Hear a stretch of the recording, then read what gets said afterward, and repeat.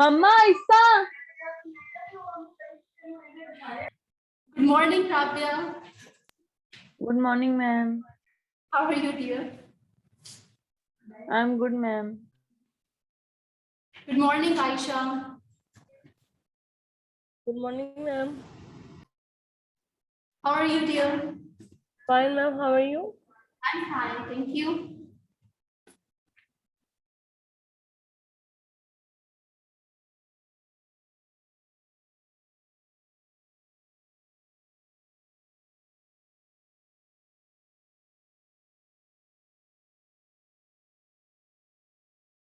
Good morning, Mariam. Good morning, ma'am. How are you? I'm fine, ma'am. What about you? I'm fine, thank you. Okay, so students, today we are going to start our chapter regarding intangible assets. As you do know that in our last lecture, we had finished the discussion regarding revaluation and disposal of non-current assets, tangible ones. So primarily, there are two wide categories of assets. What are those? Non-current assets and current assets. Non-current assets are those which will be used for a period of more than 12 months within an organization in order to produce revenue. On the other hand, current assets are those which will be used for the period of lesser than 12 months in order to generate revenue or economic benefits for the organization.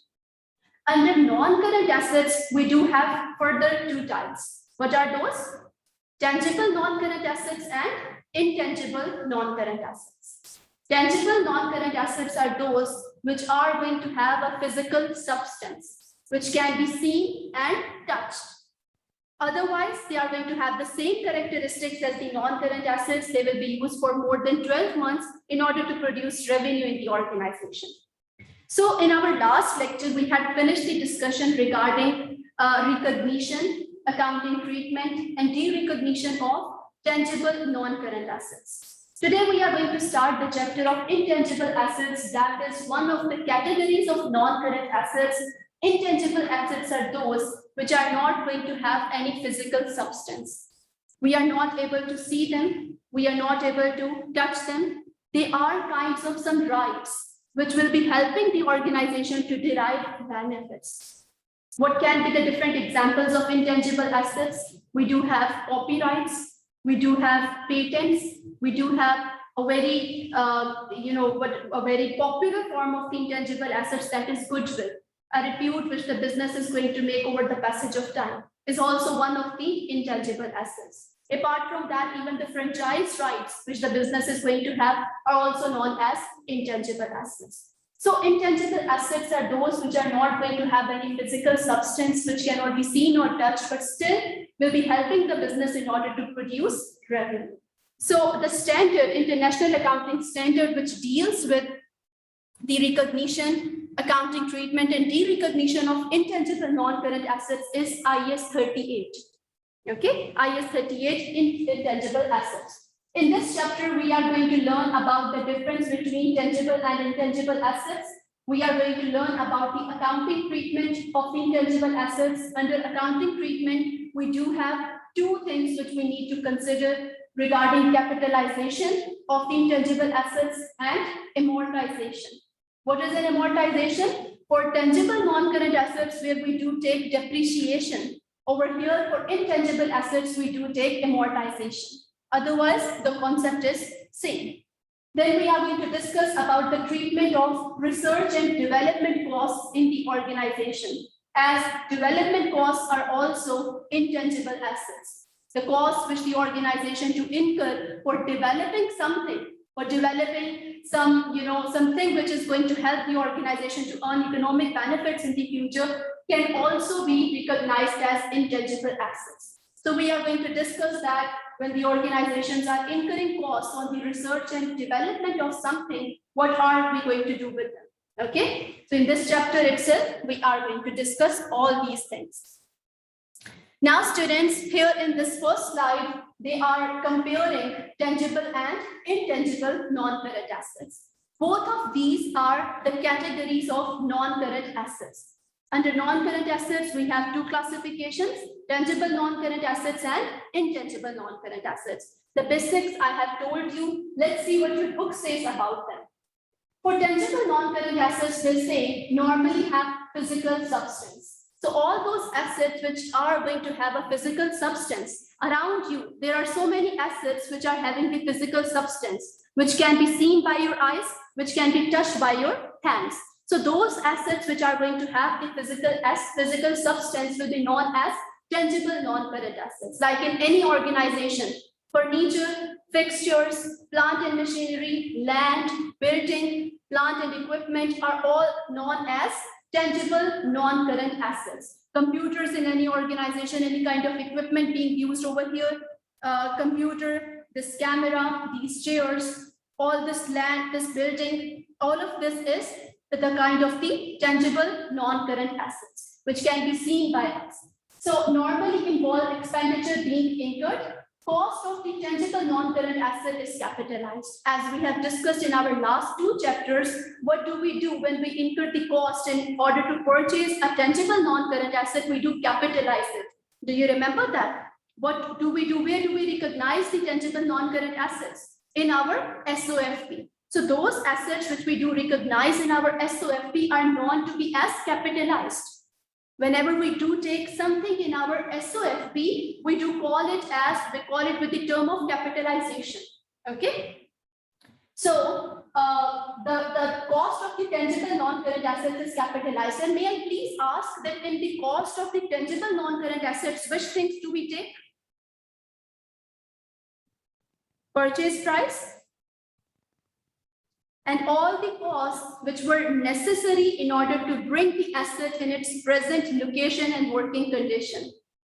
So in short, it includes purchase price, any kind of installation costs, any kind of delivery costs, any kind of legal fees attached to it, any kind of import duties. So all of these costs are going to be capitalized, and on the other hand, there are some subsequent expenditures also on the tangible non-current assets which have to be capitalized. What are those? All those subsequent expenditures which are going to improve the condition of that tangible non-current asset. Subsequently, after the year of purchase, whatever expenses we are doing on the tangible non-current assets which are helping us to improve the condition of that non-current assets will also be capitalized, will also be considered as the cost of the asset. Clear? So that is why we do call these expenses as capital expenditures. Calling them capital expenditure means that we have to take all of these costs to the statement of financial position. We are making them capitalized. All those expenses which we are going to take to the statement of profit or loss will be known as revenue expenditures. Okay, so the cost of the tangible non-current assets is going to be capitalized, and then depreciation is a reflection of wearing out of the asset. So with the passage of time, when we do use the tangible non-current assets, we do take a share of that total cost to the statement of profit or loss. That is according to the usage pattern of that tangible non-current asset in our organization. So Miriam, there are two classifications of assets. दो classifications हैं assets की, non-current assets और current assets. Under non-current assets हमारे पास further two types हैं, tangible non-current assets and intangible non-current assets. Tangible non-current assets को हम लोग कैसे treat करते हैं वो हम लोगों ने last two chapters में देख लिया है. अब हम लोग discussion इस chapter में start करेंगे intangible non-current assets की. Intangible non-current assets वो हैं जिनका कोई physical substance नहीं है, जिनको हम देख नहीं सकते, जिनको हम टच नहीं कर सकते, बट स्टिल वो ऑर्गेनाइजेशन में यूज हो रहे हैं और हेल्प कर रहे हैं जनरेशन ऑफ रेवेन्यू के अंदर. Now let's see what your book says about intangible non-current assets, students. They say do not normally have physical substance. So they are not going to have any physical substance. We would not be able to see them as we are able to see the other tangible non-current assets. They have given us an example of copyright. Copyright is one of the examples of intangible non-current assets. What is the copyright? If you have seen your study text or any kind of the book, maybe you have seen the sign of like this. This is the sign of the copyright. It means that the organization which is publishing the book is having the copyrights reserved. Apart from that particular organization, no one other has the permission to print that book and sell it. Okay, So no one has the permission to take the content out of that book and then print it with their own name. Okay, so that is copyright. Copyright together with the other right is the kind of the intangible non-current assets. Then they say can be purchased or may be created within the business without any expenditure being incurred, that is internally generated, that is brands. Now, intangible non-current assets can be created within the organization itself also. Say for example, if you do talk about the brands, with the passage of time, when the products of the business become popular among the audience, then it becomes a brand. So it's basically a repute which the business has developed over the passage of time. So brand is internally generated intangible asset. On the other hand, there is goodwill also. Goodwill is also sometimes internally generated. Sometimes it is purchased and sometimes it is internally generated. When you are purchasing an already established business, they are going to take the price from you which is over and above the value of the business.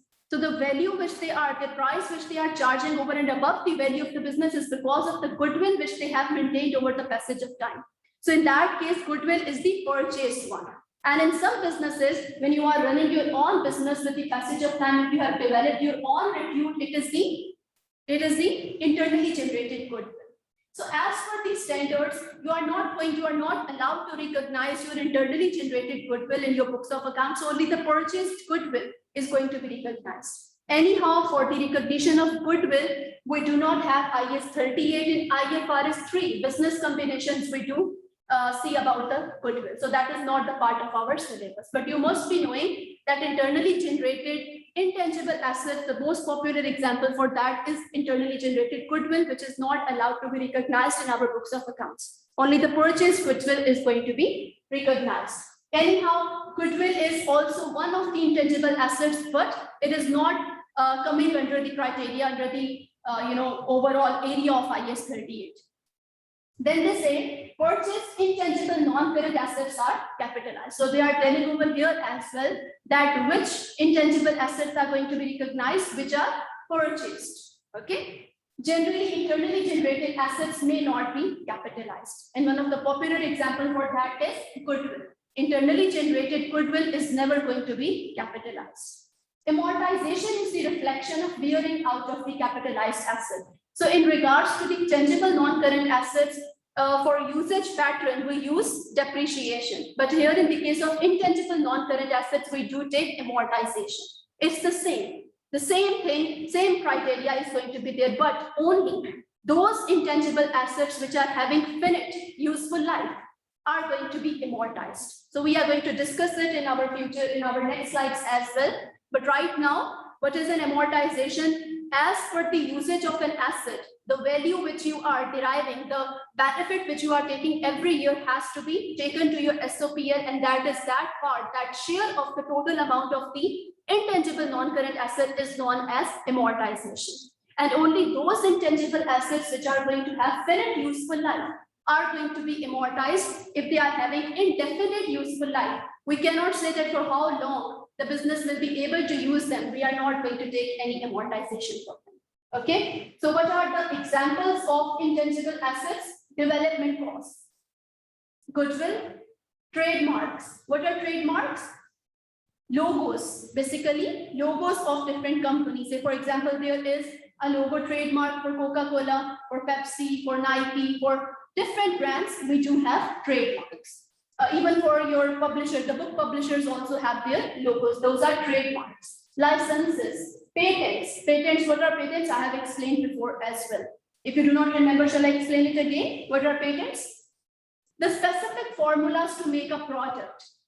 In order to, say for example, KFC, the ingredients which KFC is using in its chicken are going to have the patent rights. No one other can use that formula in order to make that particular chicken. Okay, so that is because they are having patents. If someone other is going to have the permission, they have to take the royalty from KFC.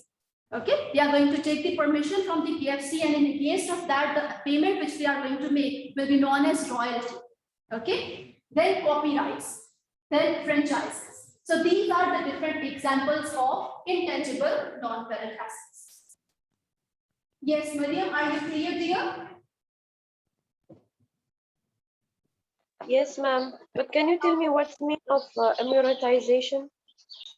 Maryam, जिस तरह हम लोग tangible non current assets के लिए depreciation लेते हैं, वैसे intangible non current assets के लिए amortization लेते हैं।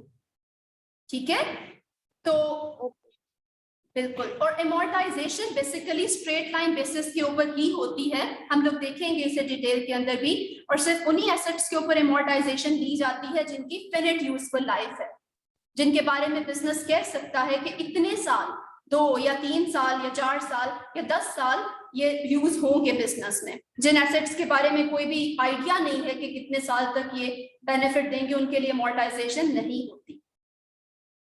Clear? Yes, ma'am. Okay. Now, students, intangible assets as per IS 38. IS 38 defines the intangible assets in its own way. IS 38 says an identifiable non-monetary asset without physical substance is an intangible asset. Now, let's try to understand this definition. An identifiable means an asset which is distinguishable from the other assets of the business. Intangible asset has to be considered only when it is having its own particular, identification in the organization. If it is able to be distinguishable from the other assets in the business, if it is having its own significance, only then it will be considered as an intangible asset. If it is just a part of the other non-current assets, it is not going to be considered as an intangible asset. So an identifiable non-monetary asset. A layman is going to say that non-monetary means that an asset which is not having any money value is known as a non-monetary asset. But a non-monetary asset is a kind of an asset over here which is not going to have a particular market around the organization. Say, for example, if you have purchased a Goodwill, if you have taken a brand, brands are not going to be sold outside. There is no particular market in which the brands are going to be sold. There is no particular market in which copyrights of a particular organization are going to be sold. So we do not have any kind of particular market in which those intangible assets can be sold. So intangible asset is the one which is a non-monetary asset to which we cannot attach any value, any particular value that this is the total value for this in the market. So there is no particular market for the intangible non-current assets. Then without physical substance, we are not able to see, then they are not having any physical substance. So as per IS 38, what is an intangible asset? An identifiable non-monetary asset without physical substance. The basic principle of recognition of an intangible assets in the financial statements is the asset meets the definition of an intangible assets and the recognition criteria. IS 38 tells us that you are going to recognize the intangible non-current assets only when it is meeting the definition provided by IS 38 and when it is meeting the recognition criteria which is provided by IS 38. What is the recognition criteria? For all the assets, the recognition criteria is that the reliable measurement of the value of the asset can be made and future economic benefits are probable to be outflowed to the organization. So this is the recognition criteria for assets, for all the assets, even for tangible non-current assets also. What is the recognition criteria? Only if the asset is having a reliable measurement, we are able to measure its value properly. And on the other hand, it is having the capacity to give the economic benefits to the organization. It is probable, more than 50% chances are there that the asset under consideration will be bringing the economic benefits to the organization. So this is what they are telling. The basic principle of recognition of an intangible assets in the financial statements is that the asset meets the definition of an intangible asset and the recognition criteria. As with any asset, it should be capable of reliable measurement, and it is probable that future economic benefits will be received over the useful life of an asset.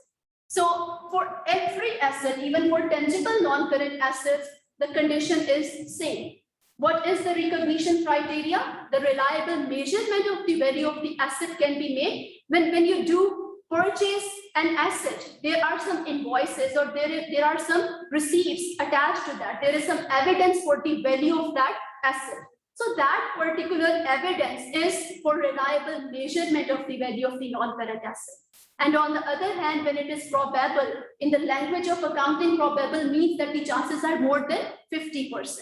So if there are more than 50% chances that the assets will be bringing the economic benefits to the organization, then you will be allowed to recognize it as your non-current asset. So I hope that everyone is cleared up to here. Okay, now students, understanding number 1, prepare extracts of the financial statements for the year ended 31st December 2009. Willis Limited purchase a patent. What is a patent, students? It is formula. Which kind of an asset it is? Tangible. Intangible non-current asset. Willis purchased a patent with a useful life of 10 years for 20,000 on 1st January 2009. So only in this year it has been purchased. So what is going to be its accounting treatment in the financial statement, students? It will be going to be statement of financial position as an intangible assets. Under the category of intangible assets, we are going to write patent. And how much value is it? Is it having $20,000? As you can see that it is having a finite useful life of 10 years. Is it? So we are going to take an amortization also because it has been purchased on 1st January 2009 and it is now 31st December 2009. So for one full year, we have already purchased it. So how we are going to calculate amortization? $20,000 divided by useful life is 10 years. How much it is then? $2,000 is the amortization. So its value is going to be 18,000 in our SOFP. Together with that, in our statement of profit or loss, in our indirect expenses after the calculation of gross profit, in our indirect expenses, which thing is going to come, students? Very good.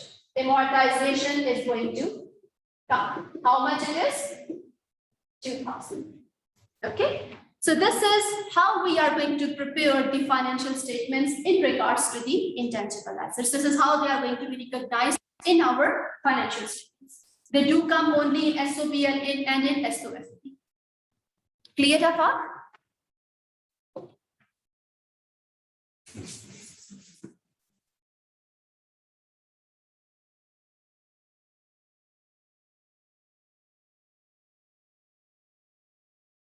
Okay, now students, a very important thing we are going to discuss, that is about research and development costs in the organization.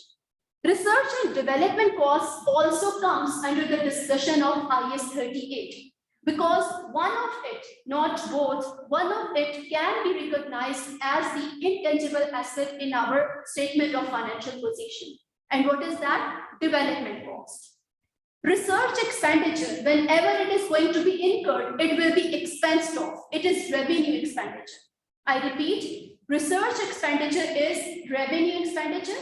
It will be taken to the statement of profit or loss whenever it is going to incur. There is no discussion, no debate regarding that. As far as development cost is concerned, we are going to see that if further criteria is being met, we are going to capitalize it. We are going to take it to our SOFP. If certain criteria is not being met, we are immediately going to expense it off. A development expenditure once expensed in our statement of profit or loss will never be capitalized again. So this is the discussion regarding research and development cost. Now, what is a research expenditure? If you are investigating on something, if you are doing a market analysis, if the organization is trying to find something which may be helping the business to generate revenue, trying to find something or some formula which can decrease the cost of the business or anything. So basic word which is going to be used over here is investigation, trying to find something. It is a research expenditure. Okay, when there is some analysis going on, when there is an urge to find some formula or something which is going to help business in order to increase its economic benefits. All those expenditures which are going to be done on investigation will be known as research expenditures. Because business has not yet found anything, it is known as research expenditure.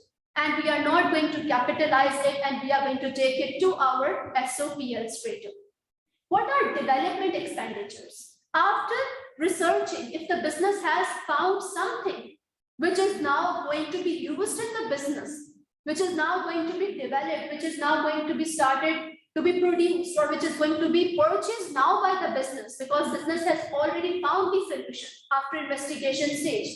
Now the expenditures which we are putting on the development are known as development expenditures. After finding the solution, all those costs which are going to be incurred will be known as development expenditures. For development expenditures, IS 38 gives us 6 points criteria, which can be learned by you with the help of the acronym PIRATE.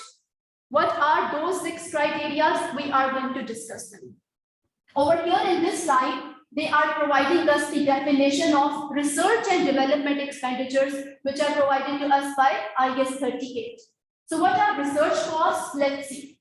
IS 38 defines research as original and planned investigation undertaken with the prospect of gaining new scientific or technical knowledge and understanding. So for research costs, it is an investigation which is planned by the organization in order to find something, some technical knowledge, or gaining some scientific knowledge or understanding. In order to find something, in order to investigate something, all those costs which are going to be incurred are known as research costs. Mariam, research costs क्या है? कोई चीज find out करने के लिए, किसी चीज पे इन्वेस्टिगेशन करने के लिए, कि कोई फॉर्मूला हमें मिल जाए, कोई ऐसा नॉलेज मिल जाए, कोई ऐसी अंडरस्टैंडिंग मिल जाए जो कि हेल्प करे बिजनेस को इकोनॉमिक बेनिफिट्स इंक्रीज करने के लिए, वो रिसर्च एक्सपेंडिचर कहलाएगा. रिसर्च एक्सपेंडिचर जब भी होगा उसको हम लोग एक्सपेंस ऑफ कर देंगे अपने स्टेटमेंट ऑफ प्रॉफिट और लॉस में. Then students, we have development expenditures. Development is defined as the application of research findings or other knowledge to a plan or design for the production of new or substantially improved products, devices, products, processes, systems, or services before the start of the commercial production or use. Now, in development phase, you need to consider that commercial production has not started yet. When you are just trying to develop and you are trying to implement the research findings on something, that is known as development. Say, for example, if you are investigating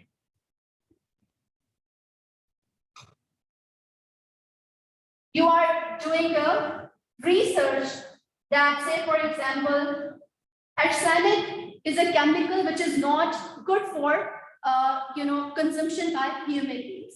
So can there be another material which can be used in the place of arsenic? Whatever you are going to investigate in this part, whatever you are going to research, or whatever understanding you are trying to dig out in this part will be known as research expenditures. When you found a material, say for example, whatever material it is, material A you have found, which will be helping you to be used in place of the arsenic. Now, if you are having the plans to find this material, start finding this material or trying to develop it or make it within your own organization. This is development now. When it is going to be made, once made, the commercial production is going to be started. Before to the commercial production, there is a development stage. Up till developing the asset. Once it will be started to be used in the organization to generate revenue, then the third phase starts. That is the commercial production phase. And from this stage, the amortization will be started to be taken. When the products are under development phase, no amortization. Once the product is developed and started to be used in the organization in the third phase, now amortization will be started. Clear? So they say for development is defined as the application of the research findings or other knowledge to a plan or design for the production of new or substantially improved materials, devices, products, processes, systems or services before the start of the commercial production release. Students, sometimes you make prototypes. Do you know about the prototypes? Just the samples. Just you can say just to check, just for the trial purposes, something you make that whether it is going to work or not. That is the development phase. Okay. When you have found something and you have started applicating your knowledge to find something, knowledge to make something. So that is the development expenditure. Okay, now they are explaining the research. Let's read it. All research expenditure should be written off to the statement of profit or loss as it is incurred. So whenever the research expenditure is going to be incurred, immediately it is going to be written off to the statement of profit or loss. Students, writing off is again a jargon which is used in accountancy. It means that you are taking something as the revenue expenditure and you are going to record it in your statement of profit or loss. Okay, expensing it off or writing it off or a revenue expenditure means the same thing. So as soon as the research expenditure is going to be incurred, we have to write it off to our statement of profit or loss. This is in the compliance with the prudence concept. Do you remember what is a prudence concept? In the first chapter, we have discussed the prudence concept. It means to be careful that our assets and income should not be overstated and our expenses and liabilities should not be understated. Any foreseeable loss has to be recorded immediately, but not the foreseeable profits. So as we do need to be careful, since we have not found something in the research phase, that is why all the expenses which are going to be incurred on research phase have to be written off. Then students, research expenditures does not directly lead to the future benefits, and therefore it is not possible to follow the matching concept. Whenever we are incurring the research expenditure because we have not found anything, that is why there is nothing which can be used in order to generate future economic benefits. We are still in the phase of finding some new idea or understanding. So that is why there is nothing being generated which is going to help the business to generate future economic benefits. But for the matching concept, what is a matching concept? The sales revenue of the particular period has to be matched against the cost of sales, which has been used in order to generate that revenue. Is it? Do you remember about the concept of opening inventory and closing inventory? Why do you deduct closing inventory? Because that closing inventory was still present in your premises at the end of the year and it has not helped you to generate the sales revenue of the particular period. When the next year is going to be started, then that closing inventory will become opening inventory and then it will start again helping you to generate revenues. So that is the matching concept. Over here, as research expenditure is still not having anything final.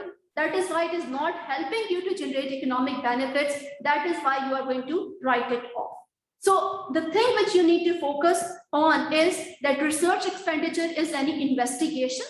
And the second thing that whenever research expenditure is going to be incurred, you are going to write it off. It is enough for you people, okay? Regarding that, sometimes in the exam also I have seen that they ask that they will be asking you that all research expenditure should be written off to the statement of profit or loss. This is the compliance with this which concept. So you need to mention it's a prudence concept. Okay? Sometimes in this way the questions also do come.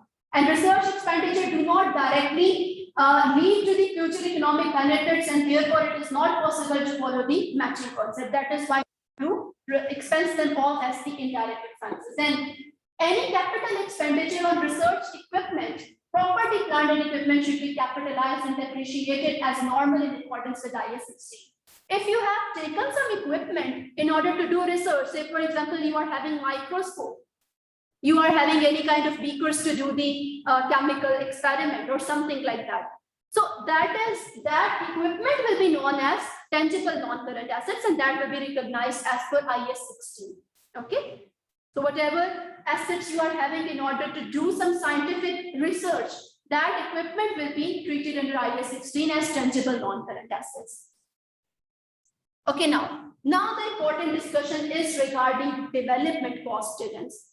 When the phase of research ends and you have found something on which now the work can be started, the development stage starts.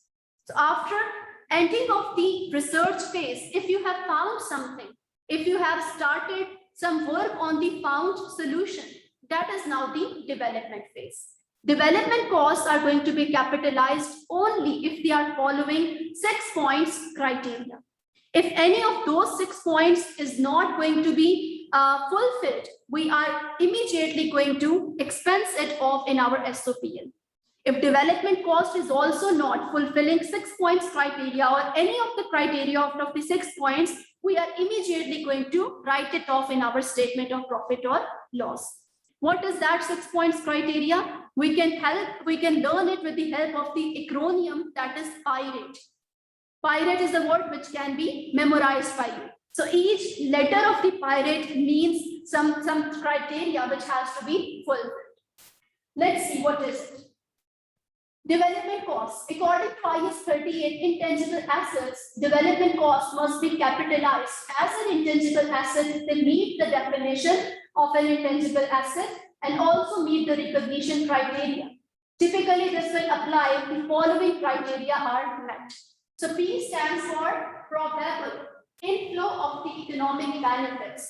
Probable inflow of the economic benefits means that when you are developing an asset, you are more than 50% sure that after development, that particular thing will be helping you to generate economic benefits for the business. So if it is not the case, immediately write it off to your statement of profit or loss. So the first criteria is P stands for probable inflow of the economic benefits. There are more than 50% chances that the asset which is under development phase will be helping you to generate economic benefits. So probable inflow of the economic benefits from the asset, whether through sales or internal cost savings. So you might be developing something to reduce cost or to increase sales revenue.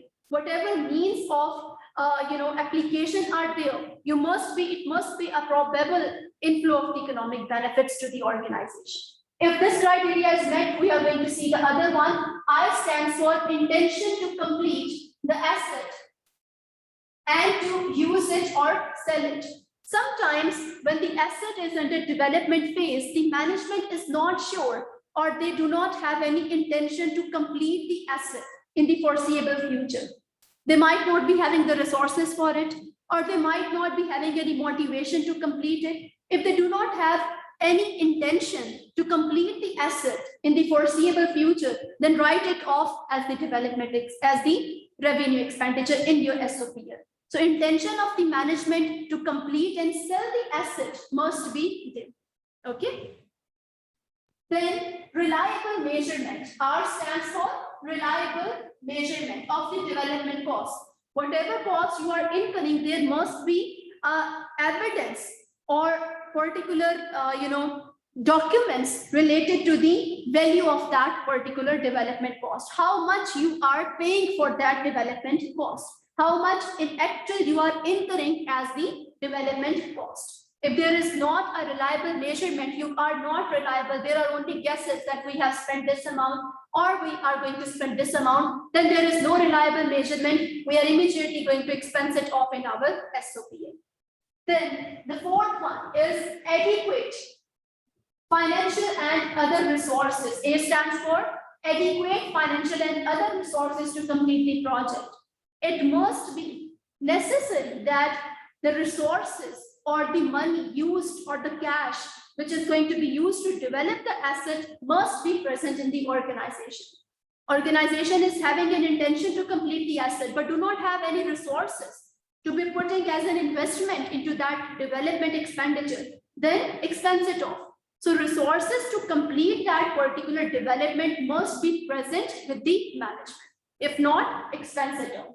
Then T stands for technical feasibility to complete the asset so that it will be available for use or sale. Technical feasibility means that sometimes particular skills are required to complete the development. Some kind of skillful person, some kind of skillful labor, some kind of technical knowledge is required to finish the asset, to finish the development.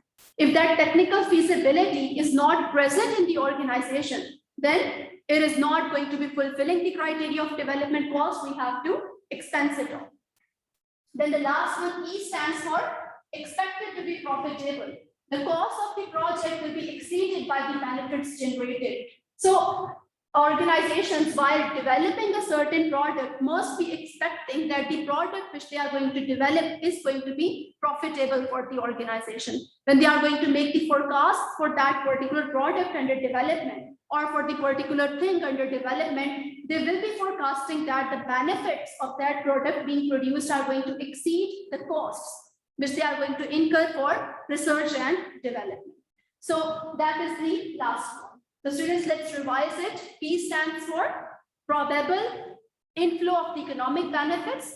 There are more than 50% chances that the economic benefits are going to be inflowed to the organization out of that development. I stands for intention of the management to complete the asset and then use it or sell it. The management must be having an intention to complete the asset and then use it in order to produce economic benefits, or by selling the asset, they can produce economic benefits. Then R stands for reliable measurement. There must be a reliable measurement of the value of the total development cost being incurred. Then A stands for adequate resources to complete the asset.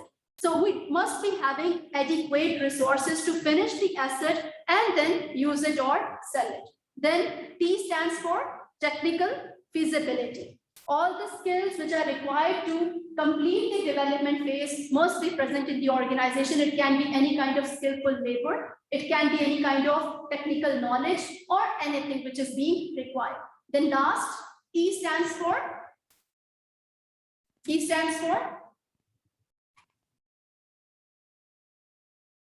anyone? It's written. It is expected to be profitable for the business. So this is the last point. So I hope that all of you are cleared. Aisha, Rabia, Miriam. Yes, ma'am. Yes, ma'am.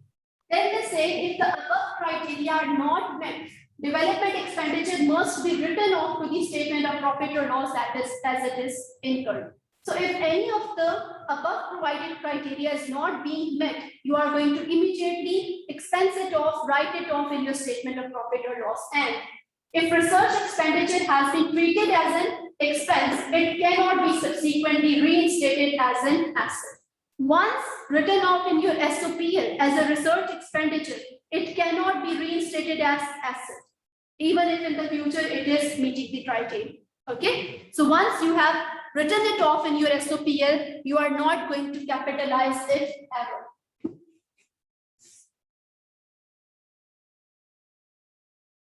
This chapter is not the lengthy one, but there are, because already IS 16 is being read, so that is why it might not be difficult for you people, students.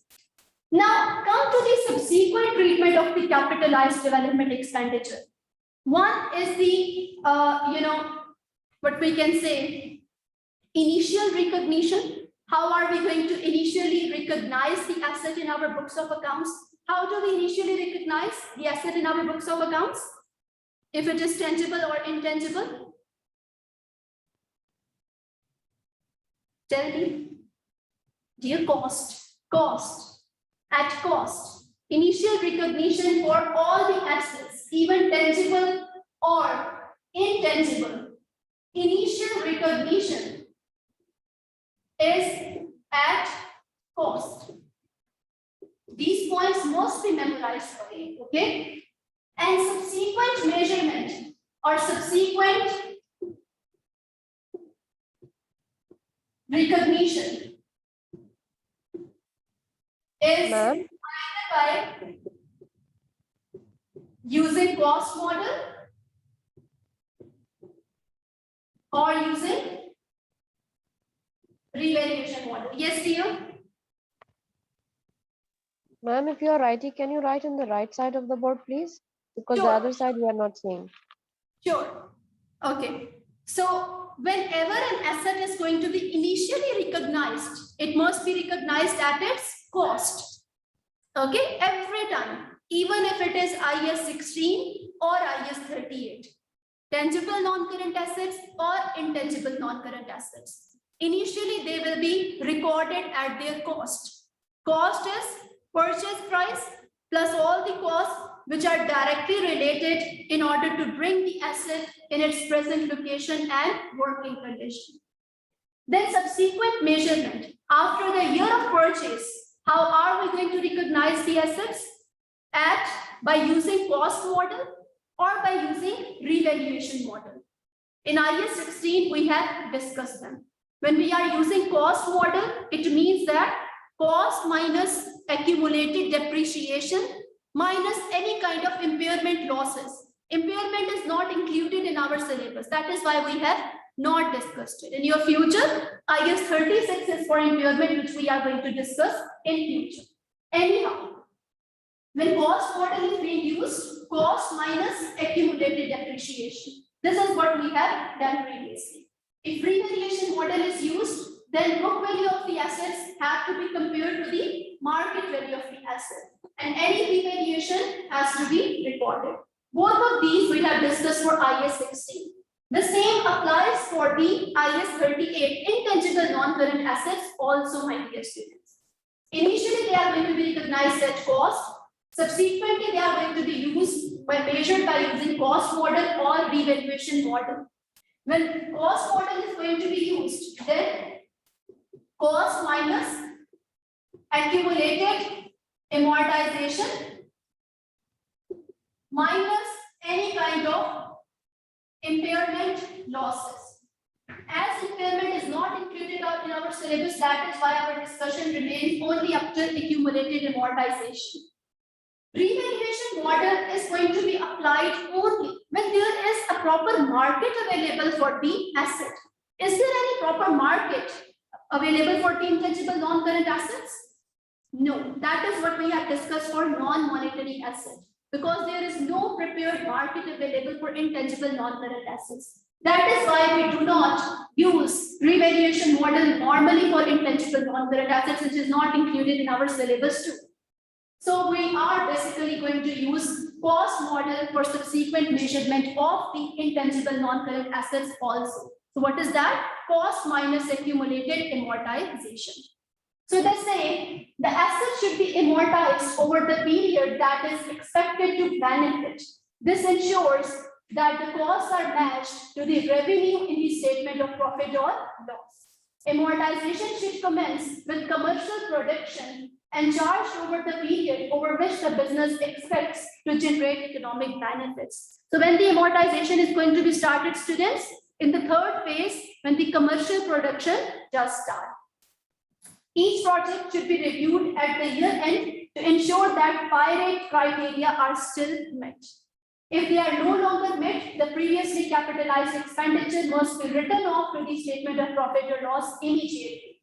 So my dear students, once capitalized, in the future years, if the development expenditure is still not meeting the criteria of PI-rate, you are immediately going to write it off once again.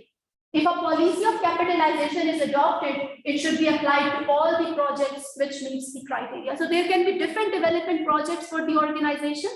If you are adopting the capitalization model, then you are going to apply this PI-rate criteria to all of the development projects under consideration, or maybe on the rollover basis, okay?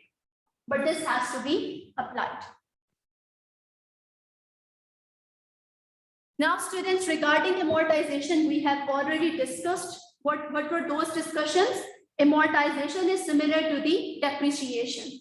So it is recorded as the passage of the time for the usage of the asset is going to be passed. With every year of the usage of an asset, we are going to record amortization, similarly as we did in the case of tangible non-current assets. In the case of amortization, we normally use straight line method of amortization. So we do take cost divided with the useful life of an intangible asset. Regarding amortization, there is one more condition. If there is a finite useful life of an asset, only then we are going to take an amortization. If there is an indefinite useful life of the intangible asset, we are not going to take amortization. We are going to consider impairment for that asset with the indefinite useful life. So for the asset, for the intangible asset with the finite useful life, we do take amortization, but if it is having indefinite useful life, we are not going to take amortization, but we are going to check it for impairment. Students, impairment is just opposite to the revaluation.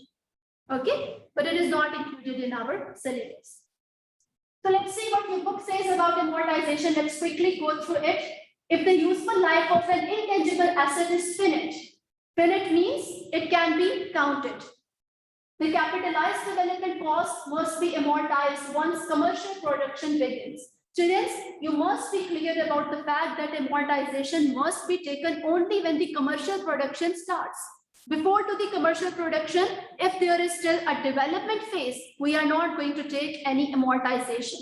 In the development phase, no amortization. Only once the commercial production has started by using the particular attained knowledge is going to be now the beginning of the amortization. The amortization method used should reflect the pattern in which the asset's economic benefits are consumed by the enterprise. If that pattern cannot be determined reliably, the straight line method should be used. An intangible asset with indefinite useful life should not be amortized. An asset has an indefinite useful life if there is no foreseeable limit to the period over which the asset is expected to generate net cash inflows for the business. Instead, it should be subject to an annual impairment review.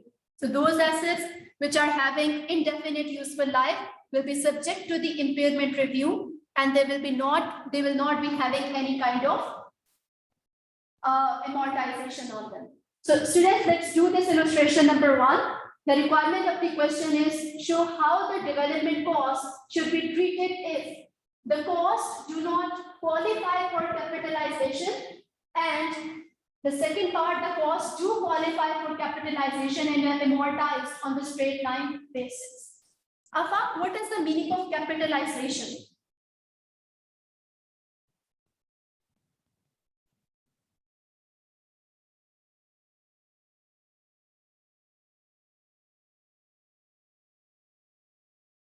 There are two types of expenditures, capital expenditures and revenue expenditures.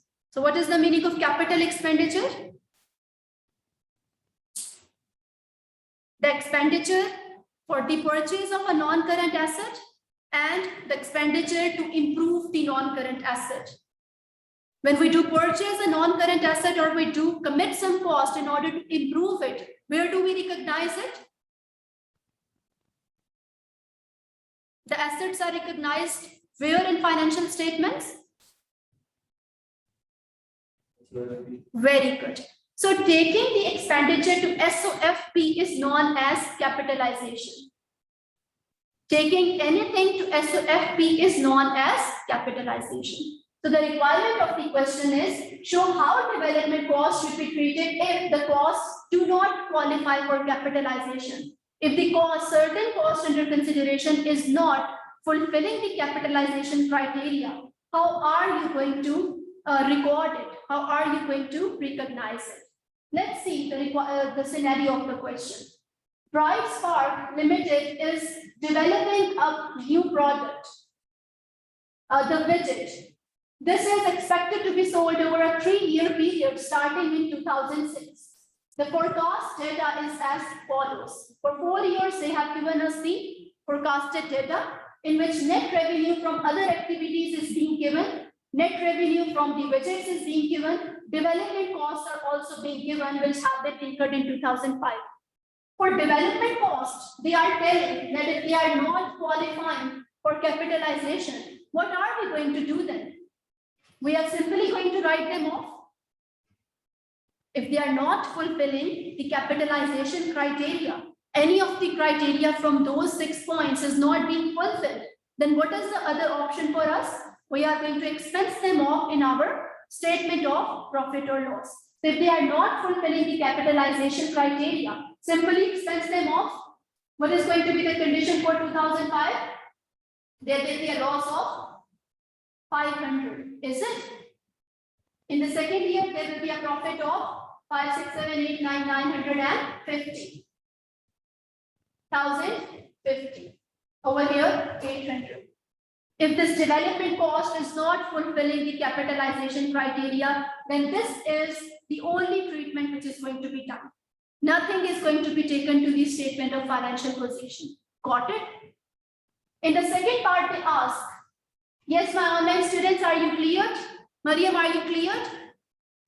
No, ma'am. Can you repeat the Mariam, point? अगर cost जो कि है capitalisation criteria meet नहीं कर रही, मतलब ये कि जो हम लोगों ने पायरेट के एक्रोनियम से जो हम लोगों ने क्राइटेरिया किया था, अगर वो मीट नहीं हो रहा तो हम लोग डेवलपमेंट कॉस्ट को इमीडिएटली राइट ऑफ कर देंगे। इन्होंने फॉर कॉस्ट हमें स्टेटमेंट ऑफ प्रॉफिट और लॉस का ही दिया हुआ है, इसमें 900 development cost immediately right of हो जाएगी। तो फर्स्ट 2005 का जो हमारे पास आएगी सिचुएशन, वो नेट लॉस होगा 400 माइनस 900 कितना हो गया, 500 का लॉस हो गया। अगले साल में 500 प्लस 450 950 का प्रॉफिट, उससे अगले साल में 600 प्लस 450 1050 का प्रॉफिट, उससे अगले साल में 800 का प्रॉफिट। अगर हम लोग कैपिटलाइज नहीं कर रहे डेवलपमेंट कॉस्ट को तो सिंपल ट्रीटमेंट होगी कि हम लोग कुछ भी नहीं कर रहे, कोई भी चीज हम लोग एसओएफपी में नहीं लेके जा रहे। क्लियर हुआ?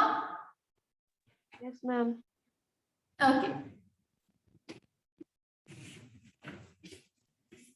Then students part B, they say the costs do qualify for capitalization and are amortized on the straight line basis.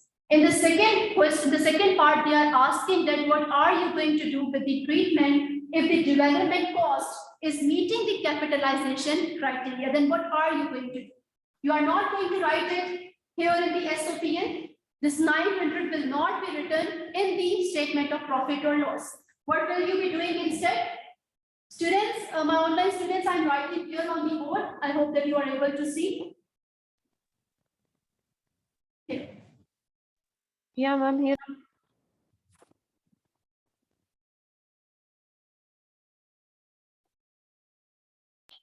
Yes, Okay, we yes. can see now. 2005, 2006, 2007, and 2008. So if it is meeting the criteria, then net revenue from activities will be going here in SOPL 400, 500, 450, and then 400. Then we do have net revenue from widgets. Nothing in 2005, 450 in 2006, 600 in 2007, and 400 in 2008. Development costs will not be written off in statement of profit or loss now. They will be going to the SOFP. This is SOPL students. On the other hand, in SOFP, here I am writing for SOFP students. For SOFP, this development cost of 900 will be shown as the intangible non-current asset. Got it? Then students, above you can see, they say this is expected to be sold over a 3-year period starting in 2006. When the period of usage is starting from 2006 up till 2008, it will be given the economic benefits. So when does the amortization is going to start? From 2006. How much amortization is going to be there, students? On the straight line basis, we are going to take it. How much are the total development costs of 900? What is the useful life? 3 years. So 900 divided by 3. Every year, how much amortization we are going to take? 300.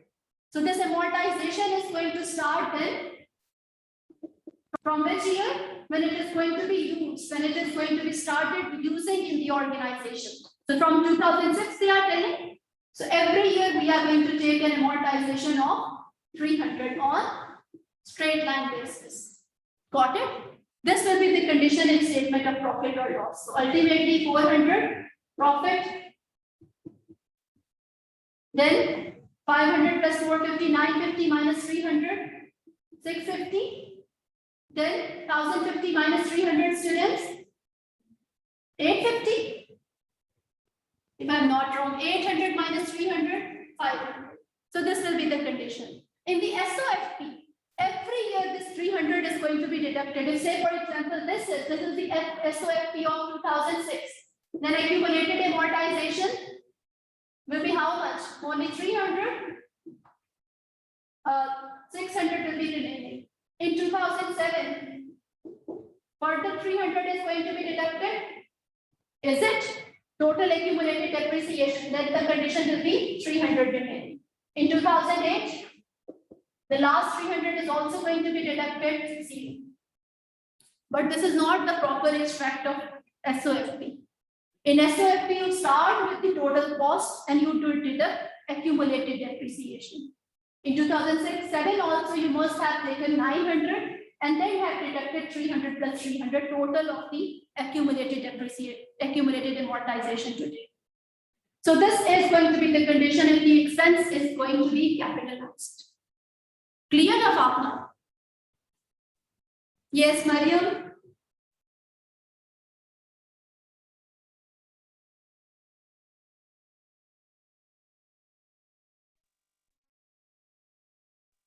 Ma'am SOPL का समझ आ गया, बस SOP का please दोबारा से बताएंगे। मतलब SOFP के अंदर हम वैसे ही करेंगे जैसे हम लोगों ने IAS 16 में किया था, कॉस्ट माइनस एक्यूमुलेटेड डेप्रिसिएशन किया था वहां पर, यहाँ पर कॉस्ट माइनस एक्यूमुलेटेड एमोर्टाइजेशन होगा। तो कॉस्ट जो कि है वो 900 है, एमोर्टाइजेशन हर साल की एक्यूमुलेट होकर लेस हो जाएगी। 2006 के अंदर 900 माइनस 300, 2007 के अंदर 900 माइनस 600, 2008 के अंदर 900 माइनस 900। 3 साल के बाद यूजफुल लाइफ खत्म हो गई, डेवलपमेंट कॉस्ट भी 0 हो गई। क्लियर? जी clear. Okay, students, let's move on. Understanding number 2. Which of the following should be classified as development cost, students? So they have given us 4 different types of the costs. They are asking us that which of the following should be classified as development cost. Can you do this question, students? Read all of these statements and tell which are going to be recognized as the development costs, which are actually going to be capitalized and which are not going to be capitalized.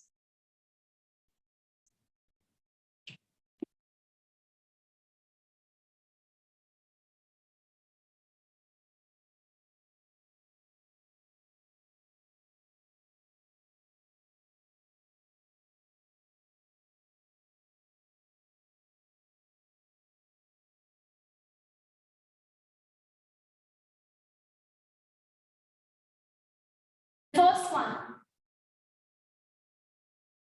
Braille company has spent 300,000 investigating whether a particular substance, rubber, found in the Amazon rainforest is resistant to heat. Samiha, is it going to be capitalized or not?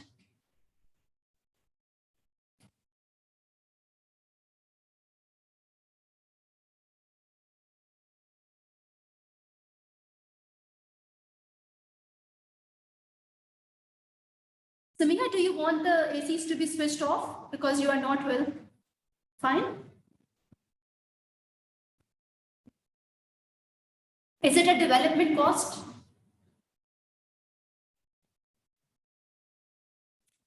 Development cost. But they are clearly telling Braille company has spent 300,000 investigating So wherever the word investigating comes, it's research. Okay, it's research. Brady company has spent 300,000 investigating whether a particular substance flower found in the Amazon rainforest is resistant to heat. Okay, so it means that they have not found anything yet. This is just a research expenditure. We are not going to capitalize. Okay, clear everyone? Okay then, Clever Clocks company has incurred 120,000 expenses in the course of making a new waterproof and windproof material with the idea that it will be used for skyware. Is it capitalized expenditure? Very good. Why is it capitalized expenditure? Very good, because they are developing expenses in the course of making new waterproof and windproof material with the idea that it will be used for skyware. So it is fulfilling the criteria. Okay, whatever criteria we have discussed in pirate, as for the scenario which has been given, if they are fulfilled, we are going to take it as capitalized. So they are going to be capitalized. Okay. Then A plus company has found that the chemical compound known as XYZ is not harmful to the human body. Capitalized or not? Not capitalized. Is this your answer? Not capitalized? Yes. It is not going to be capitalized. Very good. Why? Because they have just found that there is a chemical compound XYX, which is not harmful to the human body. They have not started developing it. They have not started making it. So it is not going to be capitalized.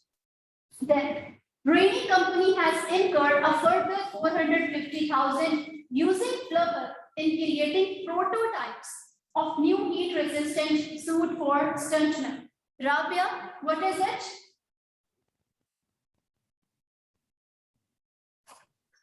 Compound. Compound? What is compound? What is compound? Capitalized, do you mean to say? Yes, ma'am. Aisha, you tell me the answer.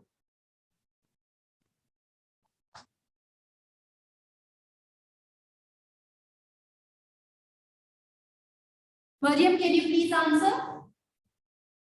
It's not Brady capitalized. company has incurred a further 450,000 using Flubber in creating prototypes of the new heat-resistant suit for stuntmen.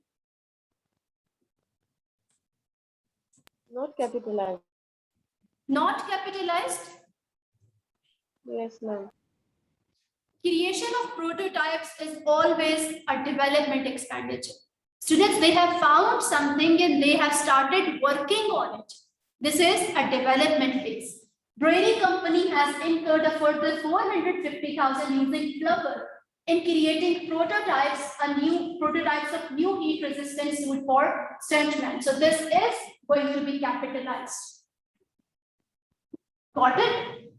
So which are going to be capitalized as development costs? 2 and 4. Option C is the right one. Okay. Okay, now students, understanding number 3 is there. What amount is charged to the statement of profit or loss in the year ended 31st December 2006? During the current year, Deep Blue Sea developed a new material from which the next generation of wetsuits will be made. The special material will ensure that swimmers are kept warmer than ever. The costs incurred meet the capitalization criteria. So it meets the capitalization criteria. They are telling you by themselves. And by 31st December 2005 year end, 250,000 have been capitalized. And from 31st December 2005, they have started capitalizing $250,000. The wetsuits are expected to generate revenue for 5 years. Expected useful life is 5 years. From the date of the commercial production, which has started to be commenced on 1st January 2006. What amount should be charged to the statement of profit or loss in the year ended 31st December 2006? Can anyone tell me? Which amount do you take to the statement of profit or loss in regards to the intangible non-current assets? Only amortization. If they are not going to be capitalized, then all the research cost is going to be expensed off. But here, because it is going to be capitalized, then only one cost will be taken to the statement of profit or loss, that is amortization. So they simply say that the capitalization criteria has started to be met on 31st December 2005, but amortization will be taken only when the commercial production is going to be started. So from 1st January, commercial production started. After 31st December 2006, only for 1 year we are going to take the amortization. Is it? How much amortization for 31st December 2006? In our SOPL,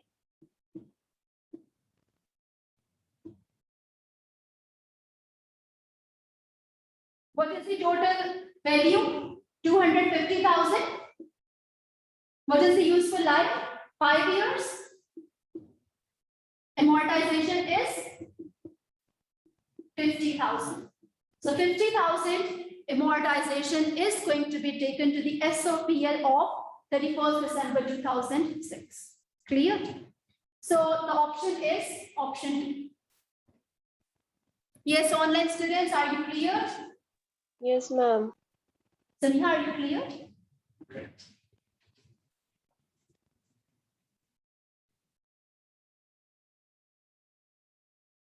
With this, students, almost we have finished our chapter.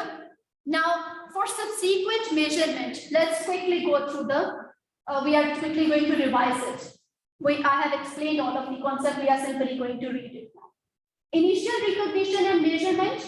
Intangible asset says that an intangible asset shall be measured initially at cost. Subsequent measurement. IS 38 permits either the cost model or the valuation model to be used for subsequent measurement. If the cost model is applied, an intangible asset shall be carried at its cost, less accumulated amortization and any accumulated impairment losses. According to IS 38 intangible assets, the financial statements should disclose the following for capitalized development costs and other intangible assets. Now, my dear students, apart from the initial recognition, subsequent recognition, accounting treatment, IS 38 also tells us that which things needs to be disclosed in the notes to the financial statements regarding intangible assets. Notes to the financial statements are just helpful to get extra information regarding the items which have been recognized on the face of the financial statements. So regarding intangible assets, what are we going to disclose? Only their value, the measurement criteria, what we have done with them, how much definite useful life they are having, according to which particular policy we have taken an amortization. So this type of information will be disclosed in the notes to the financial statements. So they say the amortization method used and the expected period of amortization, a reconciliation of the carrying amounts at the beginning and at the end of the period. At the beginning, what is going to be the carrying amount? Cost minus accumulated amortization up till the end of the previous year. That is the opening carrying value. And you are going to reconcile it with the closing carrying value. Any amortization which has taken during a year is going to decrease the carrying value. So the reconciliation of the carrying amounts at the beginning and at the end of the period showing new expenditure incurred, amortization and the amounts written off because a project no longer qualifies for capitalization, amortization during the period. In addition, the financial statements should also disclose the total amount of research and development expenditure recognized as an expense during the period. So only this extra information you can add in your notes to the financial statements. My dear students, disclosures might be different for each and every company, whichever is preparing their financial statements. This might not be an exhaustive list. This can be having, the companies may be having lesser information apart, as compared to this one also. Okay, so it depends upon the internal structure of the organization and their own wish. So with this, we have finished our chapter, students. Now, next chapter is going to be discussed, that is regarding accruals and prepayments. Take a 2 minutes break and we are going to start the discussion. Then after the break, we are going to discuss it, okay? Recharge yourself.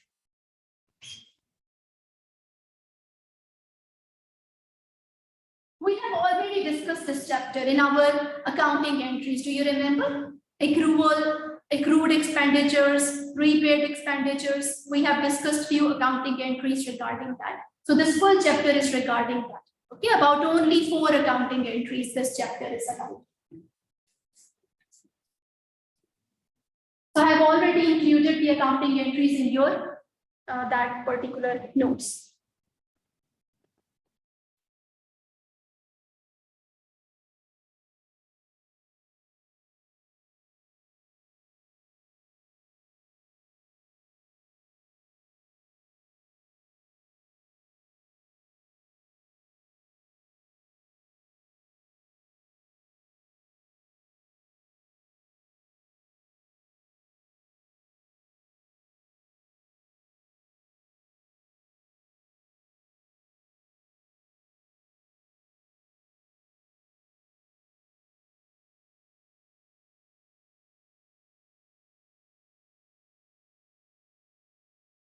Okay, let's start it. Shall we start it now? Now, students, accruals and prepayments. We have already discussed the things about this chapter. Now it's just a revision, okay? Accruals, what are accruals? Accrual is the name of a concept, which we have discussed earlier. There are two basic concepts of the basis of accounting. Accrual basis of accounting and cash basis of accounting. We do record the things in our books of accounts following accrual basis of accounting, which tells us that income and expenses have to be recognized in our books of accounts when they have incurred, even if received or paid in the form of cash, even if they are received in the form of cash or not. So when the expenses are incurred, we have to record them whether paid in the form of cash or not. Income has to be recorded in our books of accounts whether received in the form of cash or not. That is the accrual basis of accounting. So if, say for example, in any particular year, if your total expense of rent is $12,000, even if you have paid $9,000, in your SOPL, which total expense is going to be recorded? $12,000. Okay? If, say for example, for 1 year, the rent is $12,000. Even if you have paid it in the form of cash or not, you are going to record this total of 12,000 in your SOPL. Got it? If you have paid 9,000, it doesn't matter. Your total expense will remain 12,000. Remaining 3,000 is the amount of an expense which have been incurred but not yet paid. Okay, it will become your liability for the particular year. Same is going to happen in the case of income also.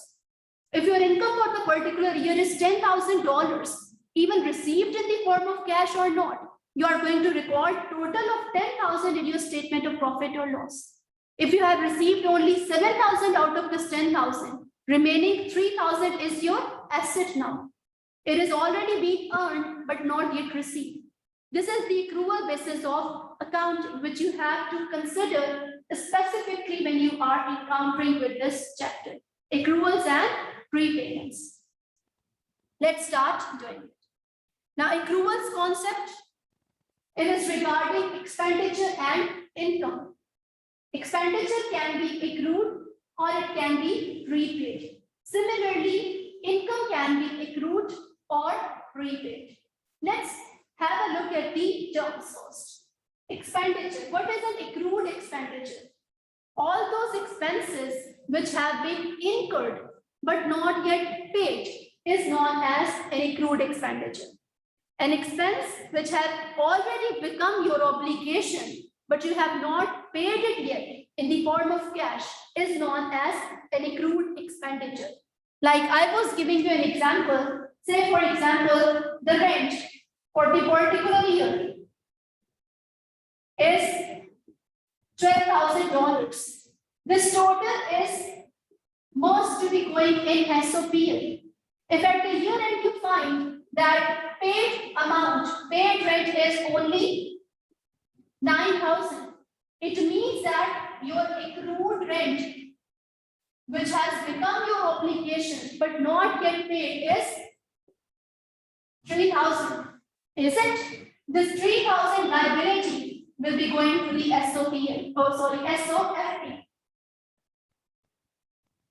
Where does assets and liabilities go? In SOFP. So in the year, if you find that the paid rent is only 9,000, you have actually paid in the form of cash, 3,000 is not yet paid. It will be going to the SOFP as your liability. That is your accrued rent.